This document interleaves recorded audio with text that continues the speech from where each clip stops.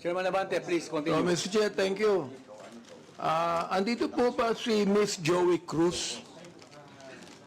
Miss Joey Cruz, andito po ba? Yes, Mr. Chair. Okay, Asan Chairman. po siya? Asan po siya? Ayan. Oo. Gusto ko lang po alam nyo, sa totoo lang, marami po akong natatanggap na bashing eh. Hindi ko pinapansin. Hindi ko pinapansin yon. Katulad ni Kabayan, hindi ako naiinsulto, hindi ako nababagabag, hindi ko pinapansin, wala namang katotohanan yun eh. Ano? Kaya hindi ko pinapansin yan. Alright.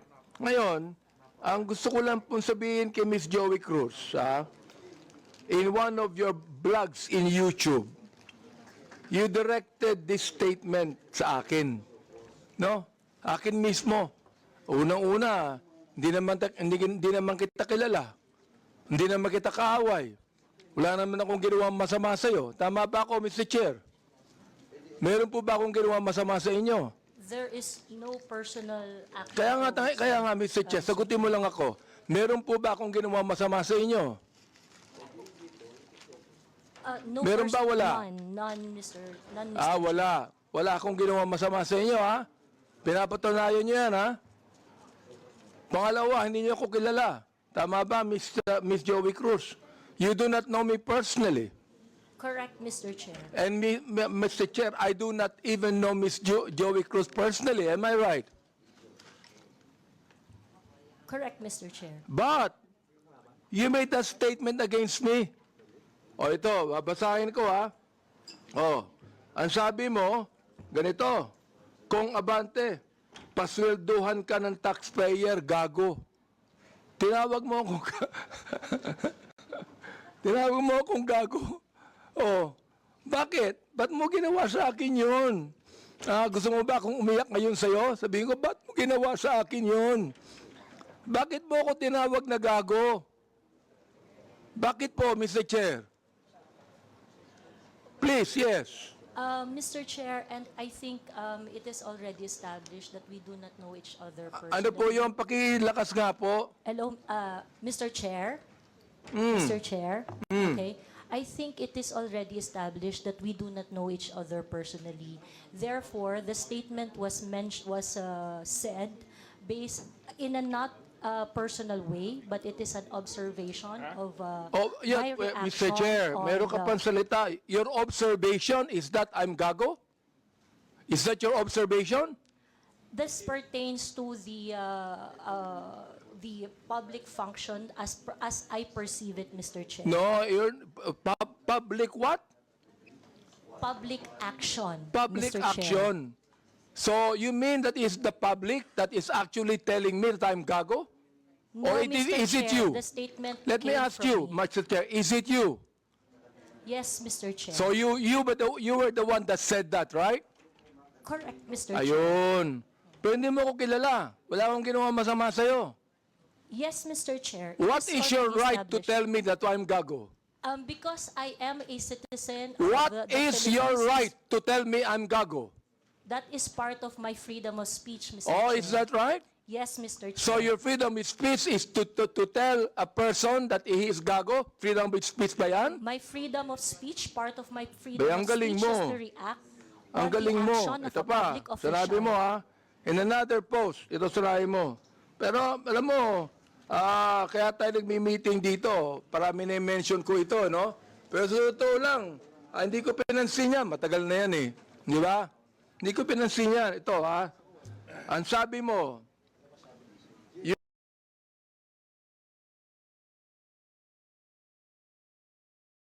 yung Benny Abante, I can find all of this. Isasampal ko ito sa pagmumukha mo. Is that still freedom of speech? Mr. Chair, I am not very familiar. Yes with or that no, post. Mr. Chair? Is that still, you think, freedom of speech? When you said, isasampal ko freedom of speech. Yes, Mr. Chair. Ganon. Oo. So, ibig sabihin, ganito. If I tell you right now, sasampalin kita, freedom of speech yan. That's part of your freedom, Mr. Chair. Pag sinampal kita, hindi na freedom of speech yan. Of course, sir, it's overt Ay, hindi action na. already. Yes, Hindi sir. na, no? Yes, sir. Oo, ang galing. Mahusay ito. Oo, magaling ka. Oo. Ang sabi mo, I'm going to be Hindi ko masabi to, Mr. Chair. F-U-C-K-E-D, prepared. Binanggit mo yon? Mr. Chair, Bakit naman? Mr. Chair, Ano may ba I nagawa know kong when kasalanan that post sa'yo? was posted? Mr. Chair, Oh. Mr. Chair, so that I can answer intelligently on the question You of... can, Mr. Chair, may I know you can the date answer of the intelligently, I but cannot what you answer- said here, is that intelligent? Let me ask you, Mr. Chair, nung sinabi mo, you know, Convene Abante, I can find all of this, isasampal ko ito sa pagmumukha mo. Is that intelligent? Mr. Chair, I cannot intelligently answer if I do not know when the post was posted. You don't know, Mr. Yes, Chair? Mr. Chair, I think in a day I post maybe 50, Well, you know, 50 posts in a day. I would like to understand, It Mr. means, Chair. Mr. Chair, that you can post something today and you forget that tomorrow. Am I right? That is correct, Mr. Chair. That's very likely. So, pakiklaro nga, Mr. Chair. Ano yung isasampal mo sa pagmumukha ko?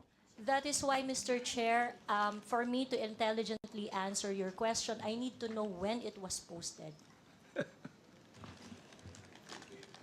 Well, we are going to get the date when this was said. Thank you, so Mr. you would Chair. be able to know. Thank you. Kaya pinapa-confirm ko lang yung statement na yan eh. Oh, this ibig sabihin, do you believe, hindi ko na sabihin ang freedom of speech. Do you believe that this falls under protected speech? I'm so sorry, Mr. Chair. May you please repeat Do you the question? believe that this falls under protected speech? Mr. Chair, like I said earlier, I would like to know first the context of the post. But rest assured, Mr. Chair, that when I post in my platform, I make sure that it is a reaction on the news or public action. As a political observer, I always As practice. Ms. Cruz, is this a political statement? You were saying a political observer. Is this a political statement? Do you believe that using profanities, insults, and malicious accusations online represent fair and respectful, intelligent discourse? Except as part of your statement, Mr. Chair, the malicious imputation you said, I accept that. The rest that you said, yes, it is part of the healthy public discourse. It is part of what, Mr. Chair? Healthy public discourse. O therefore, pag binanggit natin using profanities, insults, and malicious accusations, that is, anong tawag mo doon? Part health- of the healthy discourse, Mr. Chair. Healthy discourse. Healthy discourse ba yon? Yung Yes, profanities, Mr. Chair. Yes, Mr. Chair. insults, and malicious statements, healthy discourse sa'yo yun. Yes, Mr. And that's the Chair. reason why, Mr. Chair, that we should now actually craft a legislation to put a stop to Ms. Joey Cruz, who seemed to be intelligent, and a woman using profanities, malicious insults, saying it is healthy. Yes, Mr. Chair, I stand by my statement. Everything you said, except the malicious imputation, which I do not do, is part of a healthy public discourse. It is part of my freedom of speech. In fact, it is recognized under the Universal Declaration of Human Rights Act that I It is should be recognized able to where? express my opinion without Ms. interference. Joey Cruz, I am the chairman of the Committee on Human Rights, and this is not recognized. profanities, insults, and malicious words are violation of human rights. You violated my human rights. Mr. Chairman, Mr. Chairman, Mr. Chairman, may I inquire, sino po yung sa tabi ni no resource person? Please identify yourself. Are you the lawyer of Yes, Your Ms. Honor. Cruz? I'm Attorney Mark Anthony Manuel. I'm the counsel for Ms. Cruz, Your Honor. Have you entered your appearance here? Yes, Your Honor, please. So Mr. please Chair. be reminded that you can only give legal advice to your client and you ask the chairman. Yes, Your Honor. Please sit, not in the resource person at the back. You are not allowed to sit. At the back, you sit at the back. Yes, Lawyers are not allowed to sit beside the resource persons. And please be advised that ask permission from the chairman. yes, yes. Also sit at Mr. the back. Chair. Yes, Mr. Do not sit beside your client.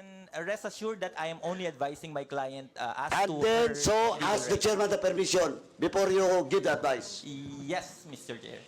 Also sit at the back. Thank you, Mr. Chairman. Thank you, Mr. Chair. Attorney, please comply.